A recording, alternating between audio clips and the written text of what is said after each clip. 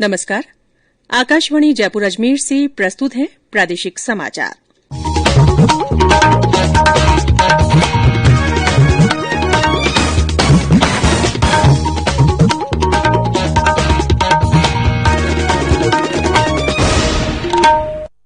मुख्य समाचार। प्रदेश की राजसमंद, सहाड़ा और सुजानगढ़ विधानसभा सीटों पर 17 अप्रैल को होगा उपचुनाव। कोरोना के कारण इस बार होंगी कुछ नई व्यवस्थाएं। वित्त मंत्री निर्मला सीतारमण ने कहा, सभी बैंकों का निजीकरण नहीं किया जाएगा। कर्मचारियों के हितों की रक्षा का दिया आश्वासन। प्रदेश में लगातार छठे दिन नए कोरोना मरीजों की संख्या रही 200 के पार। और खाटूश्याम जी का फाल्गुनी लक्खी मेला आज से हुआ शुरू। मुख्य मेला 25 मार्च को।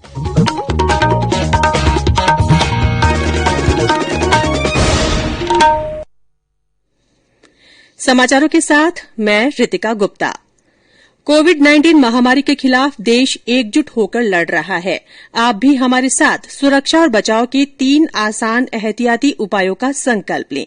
मास्क पहनें, 2 गज की दूरी है जरूरी, सुरक्षित दूरी बनाए रखें, हाथ और मुंह साफ रखें। और अब समाचार विस्तार से। निर्वाचन आयोग ने प्रदेश की राजसमंद, सहाड़ा और सुजानगढ़ विधानसभा सीटों के लिए उपचुनाव की घोषणा कर दी है। इन स्थानों पर 17 अप्रैल को मतदान होगा। मतगणना 2 मई को करवाई जाएगी। तीनों विधानसभा क्षेत्रों में कुल 7,43,802 मतदाता अपने मताधिकार का प्रयोग कर सकेंगे। मुख्य निर्वाचन अधिकारी प्रवीण गुप्ता ने बताया कि कोरोना काल में प्रदेश में पहली बार विधानसभा उपचुनाव हो रहे हैं। उन्होंने नामांकन से लेकर प्रचार और मतगणना तक कोरोना संबंधी सभी दिशा निर्देशों की पालना कड़ाई से करने की अपील की। उन्होंने बताया कि तीनों जिलों के लिए अधिसूचना 23 मार्च को जारी होगी। अधिसूचना जारी होने के साथ ही नामांकन दाखिल करने का काम शुरू हो जाएगा। 30 मार्च तक नामांकन दाखिल किए जा सकेंगे। श्री गुप्ता ने कहा कि कोरोना के चलते इस बार आयोग की ओर से ऑनलाइन नामांकन की भी वैकल्पिक व्यवस्था की गई है।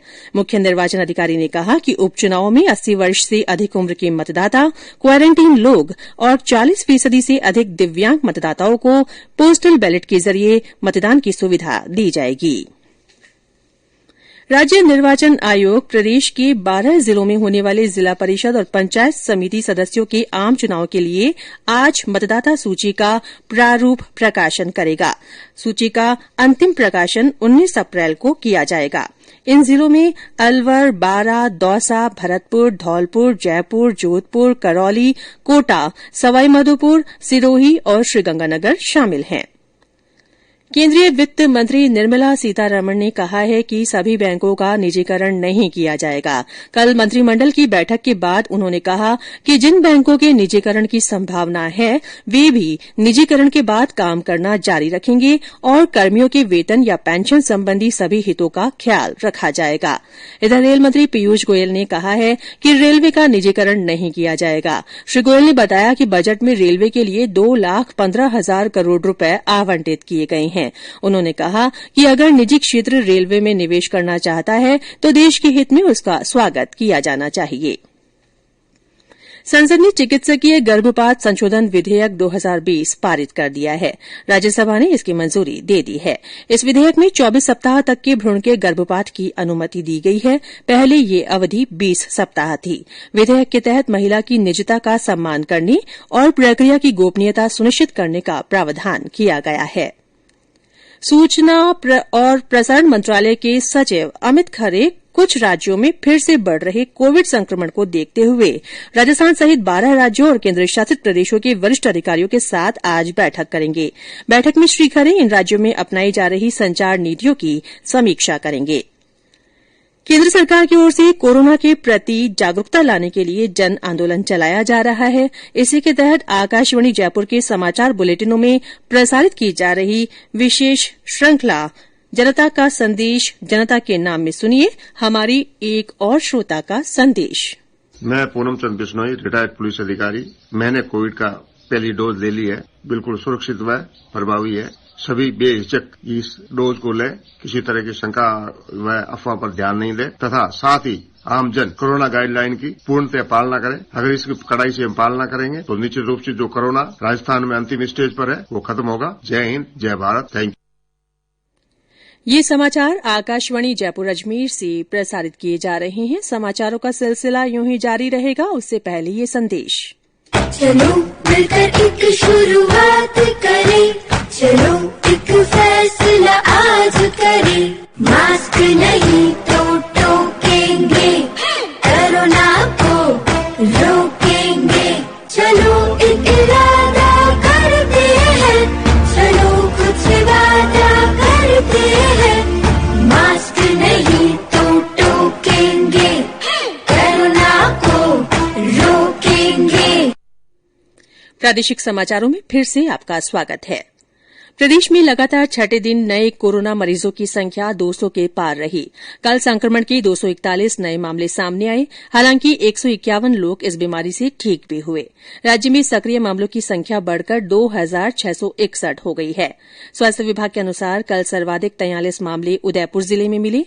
जयपुर में 31, कोटा में 26, राजसमंद में 25, अजमेर में 23, बांसवाड़ा में 15, जोधपुर में 13, भीलवाड़ा में 11, झालावाड़ और पाली में 7-7, प्रतापगढ़, जालौर और नागौर में 6-6, सीकर, अलवर और बीकानेर में 3-3, जैसलमेर, हनुमानगढ़, चित्तौड़गढ़, बारां और भरतपुर में 2-2 और झुंझुनू, बाड़मेर और डूंगरपुर में 1-1 व्यक्ति में संक्रमण की पुष्टि हुई।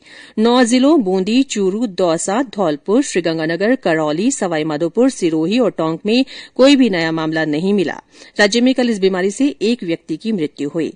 चित्तौड़गढ़ से हमारे संवाददाता ने बताया कि वहां पिछले दिनों संक्रमण के मामले नगण्य हो गए थे, लेकिन इन दिनों फिर से नए मामलों की संख्या में इजाफा हो रहा है। जहां चित्तौड़गढ़ जिले में पिछले दिनों संक्रमण का आंकड़ा नगण्य हो गया था, वहीं पिछले सप्ताह 2 से 9 मामले प्रतिदिन सामने आ रहे हैं। आम जन की लापरवाही भी सामने आने लगी है और मास्क के प्रयोग में कमी देखने को मिली है। इसे लेकर जिला प्रशासन ने मास्क के प्रयोग करने और सोशल डिस्टेंसिंग के लिए समय समय पर अपीलें भी जारी की है। मुख्य चिकित्सा एवं स्वास्थ्य अधिकारी रामकेश गुर्जर ने बताया कि जांचों का दायरा बढ़ा दिया है और पॉजिटिव आने वाले रोगियों की काउंसलिंग के साथ मॉनिटरिंग भी की जा रही है। चिकित्सा विभाग द्वारा जिले के करीब 20 केंद्रों पर कोविड टीकाकरण भी किया जा रहा है। तीसरे चरण में किए जा रहे टीकाकरण जहां कई लोगों को दूसरा डोज लगा दिया गया है, वहीं प्रतिदिन 2000 से अधिक वरिष्ठ नागरिकों को टीके लगाए जा रहे हैं। जयप्रकाश दशोरा, आकाशवाणी समाचार, चित्तौड़गढ़। जैसलमेर में भी कोरोना संक्रमण के नए मामलों में बढ़ोतरी को देखते हुए प्रशासन और चिकित्सा विभाग अलर्ट हो गया है और जांच की रफ्तार बढ़ा दी है। प्रदेश में कोविड टीकाकरण अभियान के तहत अब तक वैक्सीन की 33,47,000 से अधिक डोज लगाई गई है। इनमें 28,62,000 से ज्यादा लोगों को पहली डोज और 4,85,000 से अधिक लोगों को दूसरी डोज भी दे दी गई है। कल 2,42,451 लोगों को वैक्सीन लगाई गई। बूंदी जिले से हमारे संवाददाता ने बताया कि वहां वैक्सीनेशन से छूटे बुजुर्गों के लिए विशेष व्यवस्थाएं की जाएंगी। जिले में वैक्सीनेशन से छूटे बुजुर्गों के लिए विशेष अभियान चलाए जाएंगे। तीसरे चरण के टीकाकरण अभियान के तहत आज एवं कल 60 वर्ष से अधिक आयु के पेंशनरों को वैक्सीन लगाई जाएगी। इधर मंगलवार को 65 स्थानों पर 7,200 के लक्ष्य के मुकाबले 7,422 लोगों को वैक्सीनेशन के टीके लगाए गए। राजकुमार दादीज, आकाशवाणी समाचार, बूंदी। वहीं देश में अब तक 3 करोड़ 48 लाख से ज्यादा लोगों को कोविड टीके लगाए जा चुके हैं। खाटूश्याम जी का फाल्गुनी लक्खी मेला आज से शुरू हो गया है, जो 26 मार्च तक चलेगा। मुख्य मेला 25 मार्च को भरेगा। ये कोरोना काल का पहला लक्खी मेला है। मेले में रोजाना सुबह 8 बजे से दोपहर 2 बजे तक और दोपहर बाद 3 बजे से रात 10 बजे तक दर्शन होंगे। जिला प्रशासन और पुलिस प्रशासन ने बाबा श्याम के मेले के लिए चाक चौबंद व्यवस्थाएं की हैं। मेले में इस बार भंडारे नहीं लगाए जाएंगे और न ही डीजे बजाया जा सकेगा। उत्तर भारत के राज्यों में आज से नया पश्चिमी विक्षोभ प्रभावी होगा। इसके चलते प्रदेश में कल से 20 मार्च तक मेघ गर्जन के साथ हल्की बारिश होने की संभावना है। कल शेखावाटी क्षेत्र के आसपास के जिलों में मेघ गर्जन के साथ हल्की बारिश की संभावना जताई गई है। वहीं 19 और 20 मार्च को उदयपुर, कोटा, अजमेर, जयपुर, भरतपुर और बीकानेर संभाग के उत्तरी भागों में मेघ गर्जन के साथ हल्की बारिश हो सकती है। और अंत में मुख्य समाचार एक बार फिर। प्रदेश की राजसमंद, सहाड़ा और सुजानगढ़ विधानसभा सीटों पर 17 अप्रैल को उपचुनाव होगा। कोरोना के कारण इस बार कुछ नई व्यवस्थाएं होंगी। वित्त मंत्री निर्मला सीतारमण ने कहा है कि सभी बैंकों का निजीकरण नहीं किया जाएगा। उन्होंने कर्मचारियों के हितों की रक्षा का आश्वासन दिया।